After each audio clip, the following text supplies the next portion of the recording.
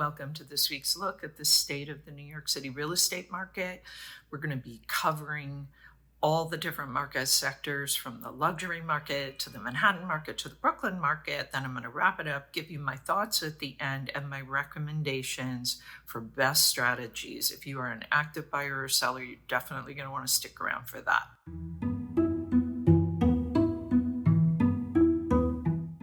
So we're going to get started now with the luxury market report for last week. That would be the week of September 8th to the 15th. There were 23 contracts signed in the luxury market. This is for properties that are priced at $4 million and above. And that is actually 6 fewer than the previous week, which was a pretty big week after Labor Day. If you recall, there were 29 contracts signed the previous week. All right, the number one contract for last week was 170 East 80th Street. It is a former carriage house. It was asking just under $18 million. It's been on and off the market since at least 2021 and asking as high as $34 million. The 5-story, 22-foot wide house has approximately 11,012 square feet, including a ground floor art gallery space, 6 bedrooms, 6 bathrooms, 2 powder rooms, 2 terraces, a roof garden, and an elevator. This building is known as the Waterfall Mansion for its interior 23-foot waterfall that cascades into a reflecting pool. The number 2 contract was Penthouse 2B at 170 East End Avenue. It was asking just under $17 million. It was listed in January. It's a penthouse condo. It has a little over 4,900 square feet. It includes 5 bedrooms, 6.5 bathrooms, plus over 5,000 square feet of outdoor space. A living room, formal dining room with a terrace, a library with a terrace, and primary bedroom span a total of 83 feet overlooking the East River. Upstairs, an enormous roof terrace awaits you. The seller purchased the unit from the sponsor back in June of 2010 for a little over $11 million. And if you're interested, the apartment was purchased by a New York family. The building is designed by Peter Marino and has 12,000 square feet of amenities, including a concierge garage, fitness center, yoga, and Pilates studio, a media room, a golf simulator, squash court, children's playroom, and a billiards room. The building also has a library and a private landscaped courtyard with a waterfall. Wow. So the number 1 and number 2 contracts this week were both buildings that featured waterfalls. How interesting. Okay. We're going to take a look now at the quick stats for last week. The total weekly asking price sales volume, 193,523,000. Average asking price, 8,414,043. Median asking price, 5,800,000. Average discount from original ask to last asking price, 14%, and average days on the market, 402. That is it for the luxury market. Not a bad showing, down a little bit from the previous week, but still pretty good. We're going to look now at what's going on in Manhattan. Any questions, though, about the luxury market or anything else to do with real estate, please post them below.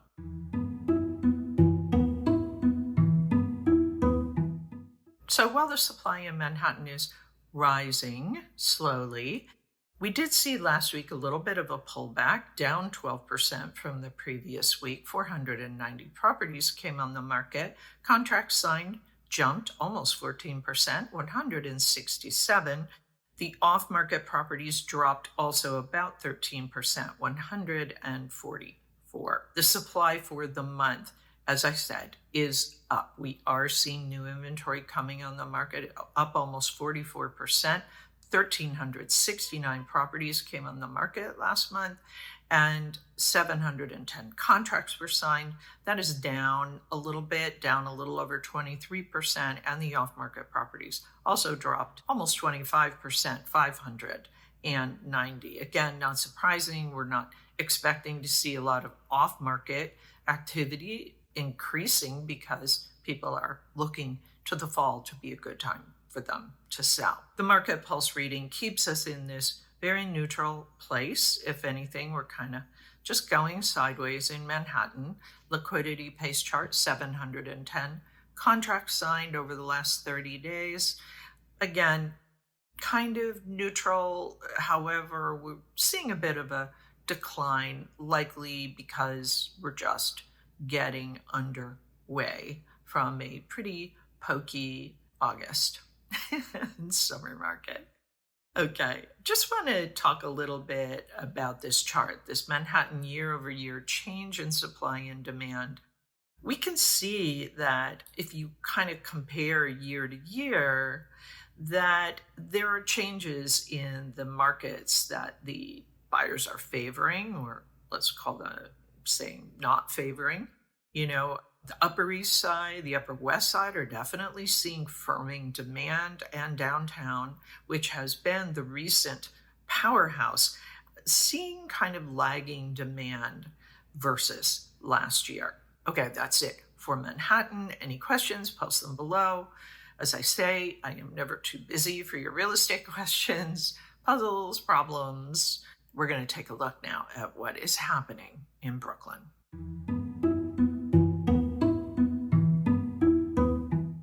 As with Manhattan, we see a slight decline in the inventory for the week. Last week, 277 properties came on the market. That's down a little over 2%. Contracts signed, however, did jump. 108 contracts were signed, up almost 19% for the week. And the off-market properties, interesting and different than Manhattan, 98 properties came off the market. That is up just 1%. The monthly view shows the supply 860 properties coming on the market. That is up almost 15%. Contracts signed dropped by about the same percentage, 469 for the month. Off market, 338. This rose a little over 13% in Brooklyn. The market pulse in Brooklyn is showing us a kind of a different balance in the market. We had been in a kind of neutral market, but we are seeing it sort of dropping and hanging around just above a buyer's market. This, again, has to do with the balance between supply and demand. And so for right now, Brooklyn doesn't seem to be quite as strong, meaning it's not quite in a neutral market. Interesting to see if that will continue. I kind of doubt it, but we'll see.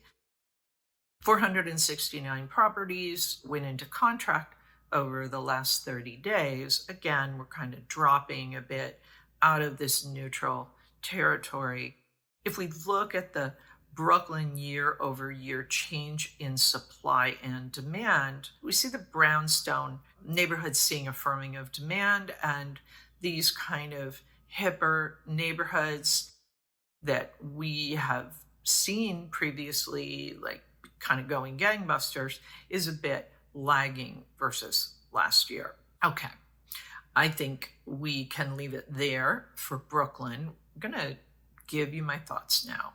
And if you're a buyer or seller in this market, you're definitely going to want to stick around. These insights will help you achieve the best possible success.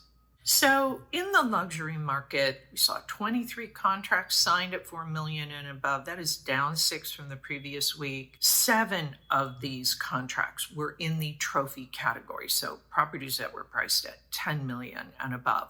15 were condos, 4 were co-ops, and 4 were townhouses. The majority of these were uptown. 15 were uptown and 8 were downtown. Continuing to see the luxury market holding steady, performing consistently pretty well. It has been doing so, and it continues to do so. In the Manhattan and Brooklyn markets, the Manhattan market we saw from the chart was neutral, kind of moving sideways. The Brooklyn market, neutral, but kind of falling a bit, and we don't know whether that will continue. Again, these are kind of the sleepy days, early days of the fall market. As we move through September and into October, we're going to definitely see the activity pick up. So let's see what happens to the conditions in Manhattan and Brooklyn when it does. The supply for Manhattan fell 12%. We are now at a total inventory of about 6,435 in Manhattan, so it's good to be over 6,000 again. In Brooklyn, we saw just a slight pullback in the new inventory, 2%. And in Brooklyn, we're seeing about 3,316 properties on the market. Contracts signed in both Manhattan and Brooklyn did jump. Manhattan almost 14%, in Brooklyn almost 19%. So nice to see the contract activity picking up again. And the off-market properties down for the week and the month in Manhattan, up for the week and the month in Brooklyn. What does that mean? We don't know.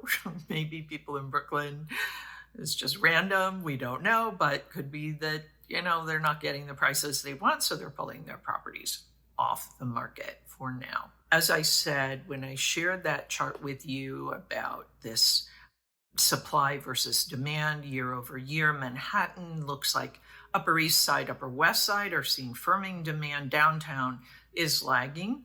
Brooklyn, the brownstone neighborhoods are starting to see firming demand there, and the hipper neighborhoods are kind of lagging, at least for the moment. What does this mean? If you are a seller, the inventory is slowly but surely going up. That means more competition for you. The contract activity was also up for the week. So sellers, this means the buyers are re-engaging. Take advantage. Be sure you are positioned as best in class. This means an asking price that looks really good to buyers so that they will come and see your property first and then hopefully start making offers. Buyers, what does this mean for you? Well, we know that prices are holding pretty steady. So the best thing you can do if you're looking for leverage is to look for those properties that have been on the market for a while. You will likely find that's where you will get your leverage, not so much with the newer properties, but it's case by case, so you can always make an offer and see what happens. New options do continue to come on the market, so if you don't see something that you like now, stick around because you likely will see something come on soon that is of interest to you.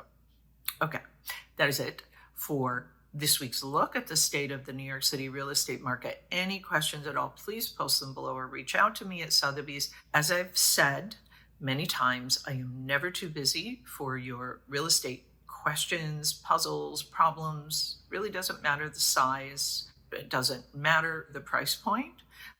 So please just reach out to me. I'm always happy to answer your questions, help you sort things out. As always, my thanks to Urban Digs and to the Olshan Luxury Report. The work they do helps me to help you to make great decisions. I'll be back next week with the very latest news on what's happening in the New York City real estate market. In the meantime, take care.